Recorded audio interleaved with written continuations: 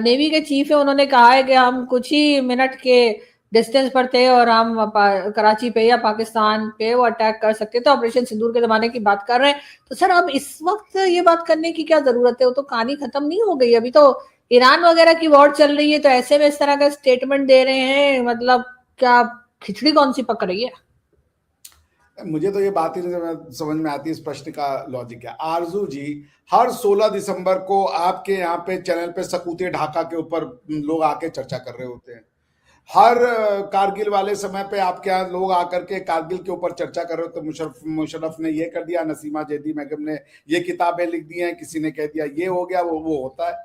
सो देखिए, ये एक एक्सपीरियंस था। जो स्ट्रेटेजिक संस्थाएं होती हैं वो बुलाते हैं एक्सपर्ट्स को या उन लोगों को, those who are in the thick of affairs, जिनके पास सब्सटेंशियल नॉलेज है, टू डिस्कस एंड डिबेट। अब उसमें कोई न्यूज वाला गया, उसने उसको न्यूज आइटम में कन्वर्ट कर दिया। वो किसी एक इंटेलेक्चुअल थिंक टैंक के उसमें बैठे थे, जो हमारे एडमिरल साहब थे, तो वो कोई आपको मैसेज नहीं दे रहे हैं। उन्होंने डिस्कशन की, उसमें से जो आप जैसी जो चटपटे वो होते हैं, क्या नाम है, वो पत्रकार लोग, उन्होंने मैं खाली वही आपको चटपटी पत्रकार लग रही हूँ? मतलब ये आप मेरी तारीफ कर रहे हैं या आप मेरी बुराई कर रहे हैं? पत्रकार बाय डिफॉल्ट ही चटपटा ही होता है, उसको तो न्यूज चाहिए होता है खाली। They are not interested in information of public interest, they are interested in creating sensationalization. तो नहीं वो सर, मेरा ऐसा नहीं है, मैं इतनी भी चटपटी नहीं हूँ। आप क्यों सर ऐसे कह रहे हैं मुझे? मैं तो इतनी सीरियस न्यूज बता रही होती हूँ कि आप लोग खुद हैरान हो जाते हैं कि ये लाई कहाँ से। नहीं, वो तो है, मैं भी ये सोचता हूँ लाई कहां से, कहीं है ही नहीं, ये लाई कहां से। तो मैं तो मैं जोक सपाट, तो मैं इस पे कोई बहुत ज्यादा चर्चा की कोई आवश्यकता नहीं बनती। एडमिरल साहब हैं, उनको उनके पास सारी इंफॉर्मेशन थी, तो वो बता रहे थे कि इंडिया की जो प्रिपरेशन थी, वो ट्रायड जो है हमारा, कि by air, by sea and by land, so we were ready all the way. तो जो मेन एक्शन तो ऑपरेशन सिंदूर बाय एयर हुआ, बाय लैंड तो हुआ नहीं, there were no boots on ground. और उसी तरीके से बाय वाटर भी नहीं हुआ, बाय सी भी नहीं हुआ।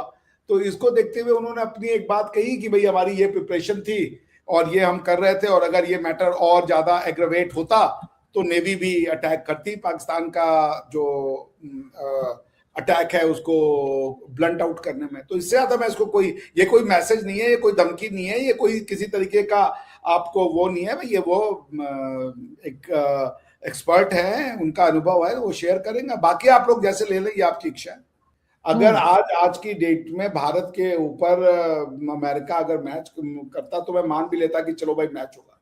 तो ईरान बहुत छोटा कंट्री है, मेरे ख्याल से 5-6 करोड़ की पॉपुलेशन है, आपकी कोई इकोनॉमी नहीं है। इस तरीके के वॉर करके आपको पता है इसका इम्पैक्ट तो सर सोसाइटी शुरू तो अमेरिका ने की थी ना सर, इसका सोसाइटी में कुछ भी असर पड़ा? शुरू तो अमेरिका ने की थी, खत्म करने के लिए आप ईरान को क्यों कह रहे हैं? अमेरिका ने शुरू किया, अमेरिका खत्म करे। उनको पता होना चाहिए था स्टार्ट करने से पहले कि वो खत्म कैसे करेंगे। शुरू उन्होंने कर दिया, और वो छोटी सी कंट्री जिसके ऊपर सैंक्शन है, जिसके पास पैसा नहीं है, जिसका उन्होंने इंट बजा दिया। अभी कहते हैं कि जी हम स्टोन एज में ले जाएंगे। इस तरह की बातें जो ट्रम्प कर रहे हैं, वो एक डरा हुआ इंसान, एक कमजोर इंसान वही धमकियां लगाया करता है अपने से छोटी कंट्री को, अपने से कमजोर कंट्री को। इतनी बड़ी अमेरिका के प्रेसिडेंट जो है वो जाकर ईरान को कह रहे हैं कि हम स्टोन एज में ले जाएंगे। शर्म भी नहीं आती इन लोगों को। ट्रम्प साहब का बहुत पुराना वीडियो है, आप उसको जाके देखें। ईरान और अमेरिका में ये पहली लड़ाई नहीं है, ये 1971 के बाद से, जब से ईरानी में इस्लामिक रिवॉल्यूशन आया है, ये चौथी या पांचवी लड़ाई है। इसके पहले एक आईसीजे का एक पूरा केस है, उसको कहते हैं oil platform case. Oil platform case में जो अमेरिका था, उसने ईरान के बहुत सारे ऑयल प्लेटफॉर्म को अटैक कर दिया था। तो अगर आपको ये लगता है कि ये पहला अटैक है और अमेरिका ने इसकी शुरुआत की, मैं इससे सहमत नहीं हूँ। जो आपके देखने का नजरिया है और जो बाकी विश्व जो देख रहा है ईरान की हरकतों को, जो इंक्लूडिंग सऊदीयाज एंड ऑल, वो मानते हैं कि ये एक्सपेंशनिस्ट फोर्स हैं, ये जो है नॉन स्टेट एक्टर्स और दूसरे टेररिस्ट ऑर्गेनाइजेशन के थ्रू ईरान जो है बार बार वो अटैक कर रहा था। जैसे मैं आपसे एक प्रश्न पूछूं, आज की डेट में इजराइल के ऊपर ईरान के बाद सबसे बड़ा हमला कौन कर रहा है? ईरान के बाद सबसे बड़ा हमला अगर इजराइल के ऊपर कोई कर रहा है तो वो हुतीज हैं। हुतीज बार बार अटैक कर रहे हैं। आपसे मैं ये पूछूं कि आज से 6 महीना पहले हुतीज की लड़ाई सबसे ज्यादा किसके साथ थी? 6 महीना साल भर पहले हुतीज किससे लड़ रहे थे? सऊदी अरेबिया से लड़ रहे थे।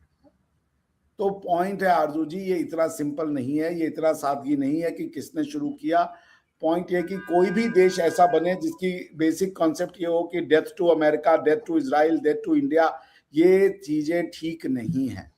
आप समाज में सबके साथ मिल बैठ के रह सकते हैं, किसी से नफरत के बेसिस पे समाज का निर्माण नहीं होना चाहिए, चाहे वो यहूदी हो, हिंदू हो, क्रिश्चियन हो, मुस्लिम हो, कोई भी हो। प्यार से ही समाज का निर्माण किया जा सकता है। मैं फिर कहूंगा, अगर ईरान की ये रिजीम इतनी अच्छी थी तो इसी रिजीम ने 45,000 अपने लोगों को मारा, जो कि ट्रंप ने कोट किया ये फिगर। 45,000 अपने लोगों को मार दिया सिर्फ इस रिजीम को जिंदा रखने के नाम पे। माशा अमानी टाइप की बच्चियों की इसलिए हत्या कर दी गई और कई तरीके के बच्चों की हत्या कर दी गई क्योंकि वो सिर्फ अपना पल्लू नहीं ढांपना चाहते थे। देखिए आरजू जी, ईरान से मैं बहुत प्रेम करता हूँ, ईरान के लोगों से मैं बहुत प्रेम करता हूँ, मैं फारसी भाषा से बहुत प्रेम करता हूँ, मैं ईरानियन जो सिविलाइजेशन है उससे बहुत प्रेम करता हूँ।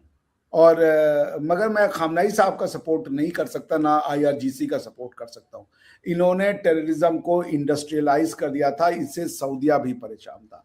मैं मोहम्मद बिन सलमान को ट्रू हीरो मानता हूँ और आज भी मानता रहूंगा, भले वो कुछ भी करें, लेकिन मोहम्मद बिन सलमान एक प्रोग्रेसिव, एक रियल लीडर है जो सिर्फ इस्लाम को मानवता के साथ ले जाना चाहते हैं।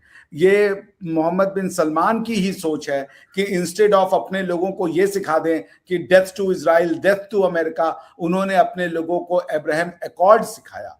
तो ईरान की समाज को ये देखना था कि वो डेथ टू अमेरिका अपने समाज को सिखाना चाहते हैं या वो अपने समाज को अब्राहम अकॉर्ड सिखाना चाहते हैं। मैं कहता हूं मोहम्मद बिन सलमान के रास्ते पे जाइए, अब्राहम अकॉर्ड को अपनाइए, न कि डेथ टू अमेरिका और डेथ टू इजराइल के चैंट्स को अपने कोर्स नहीं सर, वो सही नहीं है। डेथ टू अमेरिका या डेथ टू इजराइल जो है वो बिल्कुल सही नहीं है, लेकिन जिस तरह से रिजीम चेंज कराने की कोशिश की गई है, जिस तरह से उनके लीडर्स को मार डाला गया, उसका भी किसी को राइट नहीं है